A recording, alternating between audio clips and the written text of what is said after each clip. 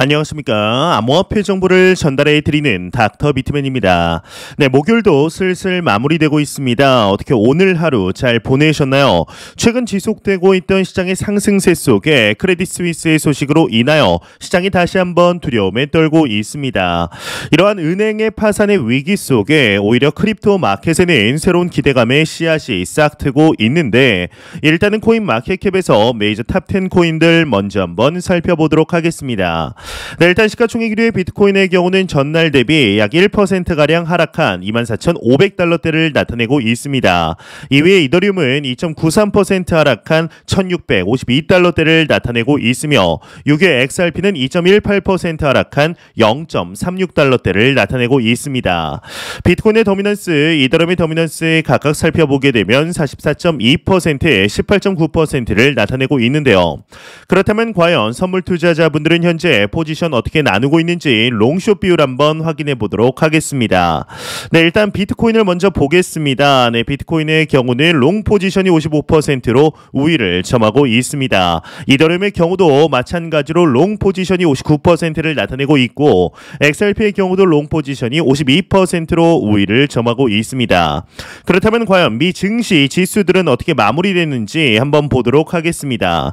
네, 일단 다우존스부터 보게 되면 전날 대비 0.87% 하락, S&P 500도 마이너스 0.70%, 나스닥 100과 나스닥 종합지수는 각각 플러스 0.42%, 0.05% 상승한 모습을 확인할 수가 있는데요.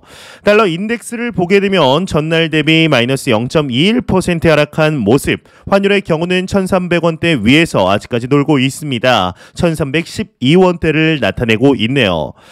네, 최근 여러분들도 많이 보셨겠지만 이 은행 관련 파산 소식이 끊이지 않고 있습니다. 이 친암호화폐적인 행보를 보이던 실버게이트를 시작으로 실리콘밸리뱅크 은행 파산, 그리고 이번에는 금융 강국 이 스위스를 대표하는 세계적인 은행인 이 크레디트 스위스가 유동성 위기에 몰렸다라는 소식에 15일 유럽 증시가 대규모 폭락을 하게 되었습니다. 스위스 국립은행은 수요일 스위스 크레디트, 이제 크레디트 스위스의 주가가 무려 30% 하락하자 이에 대한 유동성 지원을 제공할 용의가 있다라고 밝히게 되었는데, 이번 사태에 앞서 크레디트 스위스의 대주주인 이 사우디 국립은행은 CS에 대한 지원 의사가 없다라는 사실을 밝히게 되었습니다.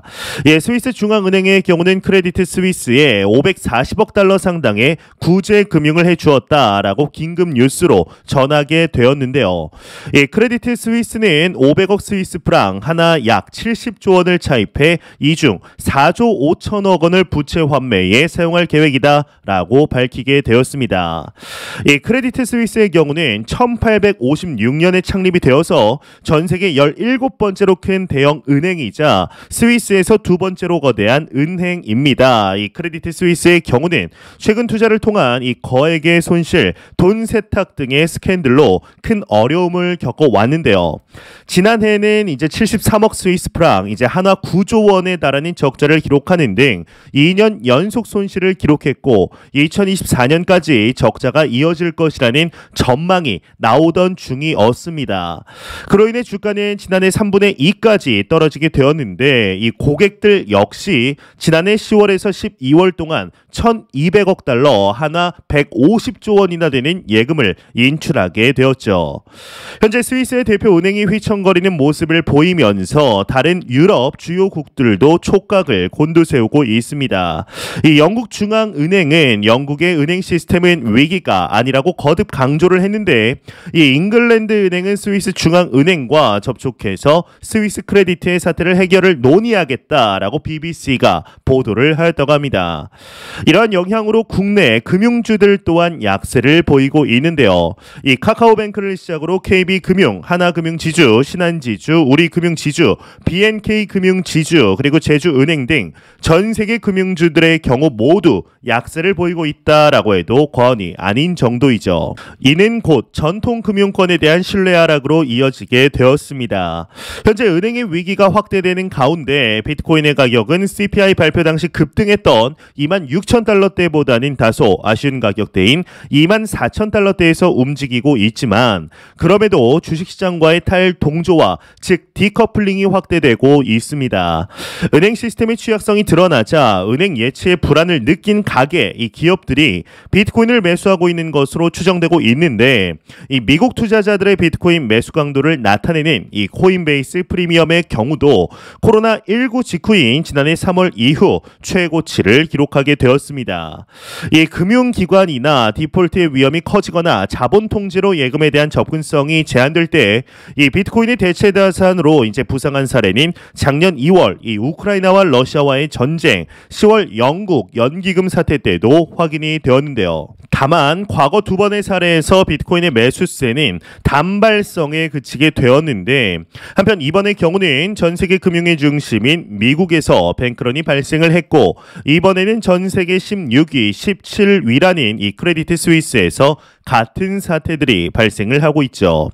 이 불안한 예금주들의 인출 요구가 단기에 멈춰질 것이라고 단정하기도 쉽지가 않은데 이 퍼싱 스퀘어 캐피탈의 최고 경영자인 빌 에크먼의 경우는 이 트위터를 통해 미국 정부가 미 전역 모든 은행에 예금을 지급 보증해주지 않으면 이 중소은행들이 뱅크런을 겪게 될 것이라고 예상하기도 하였습니다. 예금을 인출하지 않고 기다림으로써 얻게 될 보상이 전혀 없기 때문에 기업들은 단 1달러도 잃지 않기 위해 인출이 가능한 은행을 찾아 인출하게 될 것이라는 의견이었죠.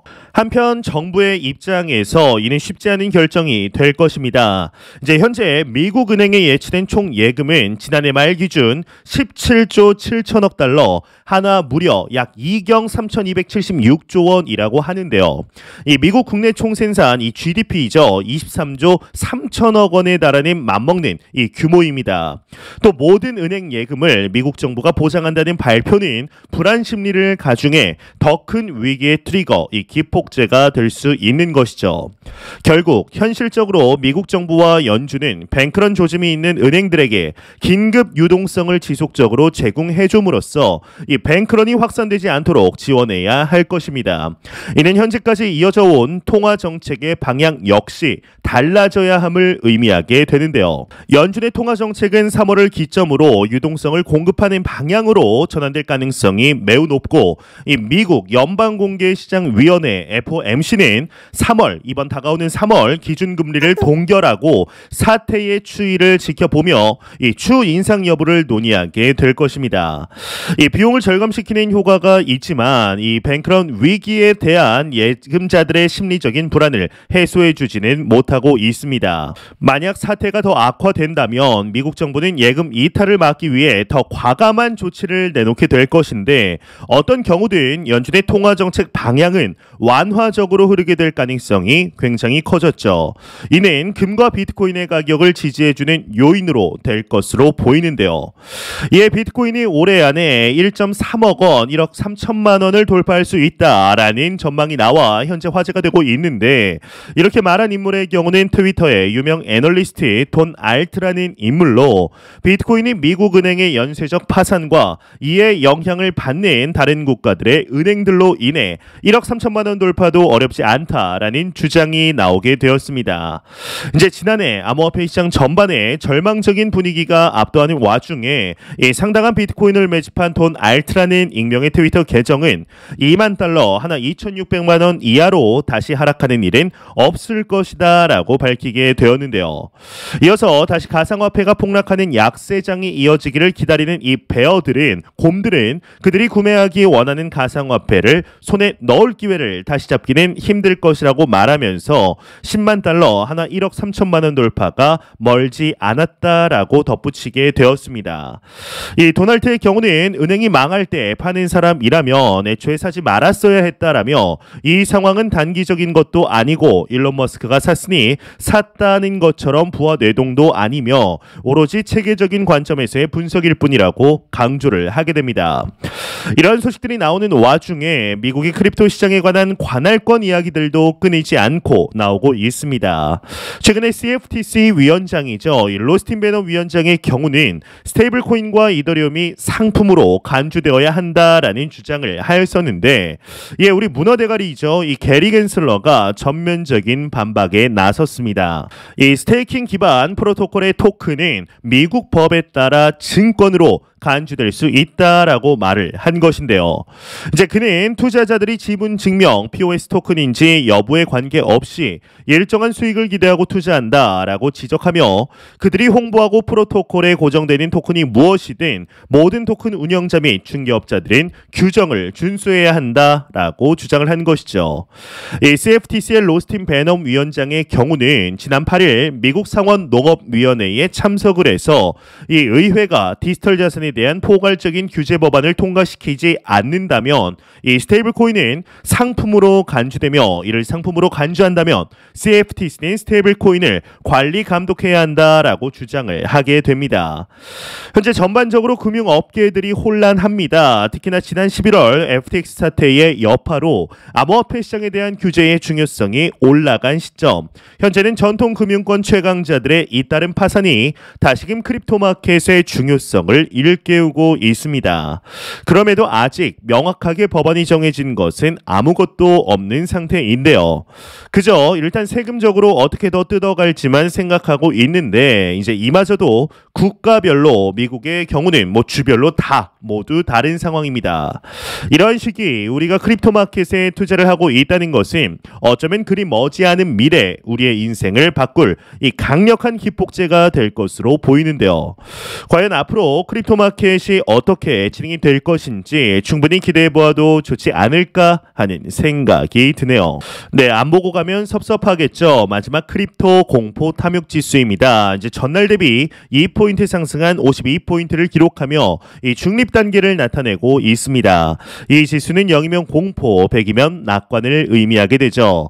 네, 현재 이 크레디트 스위스 소식 때문에 시장이 들썩이고 있습니다. 이 크립토 마켓뿐만 아니라 앞에서 보셨듯이 미 증시 3대 지수 역시 흔들리고 있는 상황인데 이 하락폭이 줄었다 늘었다를 반복하고 있는 상황이라 쉽사리 속단하기는 힘든 상황입니다. 이번 문제의 발단은 원래부터 크레딧 스위스의 상태가 썩 좋지 못했고 여기에 최대 주주인 사우디가 추가 투자를 거절하면서 시작이 되었죠. 이 회계법인 PwC가 문제를 먼저 발견하고 연간 보고서 발행을 연기한 것은 물론 회계 관련 중대한 약점이 있다라는 소식까지 나오게 되었습니다. 이 크레디트 스위스 부도에 대한 공포감이 높아지면서 걱정 또한 높아지고 있지만 현재 이런 상황이 기우라고 보기는 어렵습니다. 일단 미국 지방은행들이 흔들거리는 마당에 아무리 시총이 높다고 해도 일단 문제에 대한 우려가 나오면 당연히 뱅크런이 일어나게 되죠. 이런 상황에서 무리한 투자는 사실 위험하기 그지 없습니다. 이 크레디트 스위스는 주가가 폭락하면서 시가총액이 도지코인에 밀리는 굴욕적인 모습을 보여주고 있는데 이 스위스 당국에서는 크레디트 스위스의 안정화 방안을 검토 중이다라고 밝혔습니다.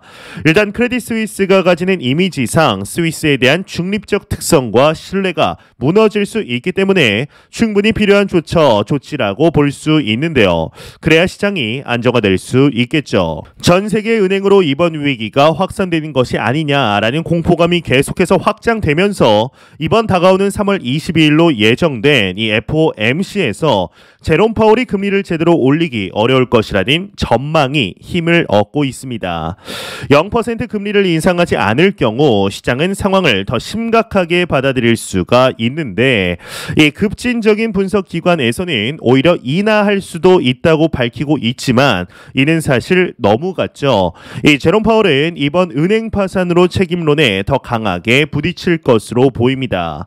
더 빨리 금리를 올렸어야 하는데 그놈의 인플레이션은 일시적이라는 생각 때문에 이러한 사달이 났다라는 것이죠. 충분히 이러한 비판을 받을 만하고 결국 모든 피해는 시장과 개인에게 돌아가게 될 것입니다. 이러한 상황에서도 아크인베스트의 캐시우드의 경우는 새로운 암호화폐 펀드 출범과 관련해 1,600만 달러를 유치했다라는 소식을 전하게 되었습니다. SEC가 공개한 자료에 의하면 해당 펀드는 아크 크립토 레볼루션 펀드로 이 미국과 K 카이맨 제도에 등록되었다라고 밝혔는데, 그러면서 이번 아크인베스트의 암호화폐 펀드 출범은 여전히 비트코인에 대한 뷰를 긍정적으로 본다라는 증거임을 명확히 한 것이죠. 2023년의 증시와 코인 가격 상승에도 불구하고 여전히 코인 마켓, 이 크립토 마켓은 쉽지 않은 움직임을 보이고 있습니다. 그럼에도 불구하고 놀라운 사실은 비트코인이 1월 1일 대비 무려 60% 이상의 수익률을 보이고 있다라는 점이죠. 2023년은 단순히 매크로만 지켜볼 것이 아니라 은행 위기 앞에서 비트코인이 어떤 스탠스를 보일지에 집중해야 하는 시기가 아닐까 싶은데요. 네, 2008년 미국의 금융 위기에서 탄생한 비트코인이 과연 투자자들과 개인의 자산 도피처가 될 수 있을지에 대한 명확한 유용성을 증명할 때가 되었다라고 할 수 있을 것 같습니다. 물론 지금의 비트코인은 자산으로서 상당히 복잡한 모습을 보이고 있는데, 백서에 나온 것처럼 디지털 화폐로서의 역할이 분명히 존재하는 것은 물론입니다. 하지만 누군가에게는 등락이 큰 위험 자산으로 받아들여지고 있으며, 다른 누군가에게는 디지털 금이라는 정의처럼 자산을 저장할 수 있는 수단으로 여겨지고 있습니다. 그만큼 비트코인을 바라보는 시각이 다양하다라는 것은 여전히 비트코인이 초기 단계에 있다는 것을 뜻하는 방증이라고 할 수 있는 것이죠. 이 비트코인이 이번 위기에서 어떤 움직임을 보일지 기대되는 이유가 여기에 있지 않나 싶은데요. 현재 우리가 투자하고 있는 크립토 마켓은 시간이 갈수록 더욱 확장되고 있습니다. 매 영상 말씀드리지만 절대로 단기적인 시각으로 이 시장을 바라보지 마시고 장기적인 시각으로, 또한 오랜 시간 동안 함께할 수 있는 여유 자금을 통하여 투자를 진행하시길 진심으로 바라보도록 하겠습니다. 제가 준비해온 소식은 여기까지입니다. 영상이 도움이 되셨다면 구독과 좋아요 그리고 광고 한 편만 처음부터 끝까지 시청 부탁드립니다. 이 채널은 오직 광고 수익으로 운영이 되게 됩니다. 항상 영상 시청해 주시는 시청자분들, 구독자분들 너무나 감사드립니다. 오늘 남은 시간 잘 마무리하시길 바라면서 저는 더욱 도움이 되는 영상으로 찾아뵙도록 하겠습니다. 지금까지 닥터 비트맨이었습니다. 감사합니다.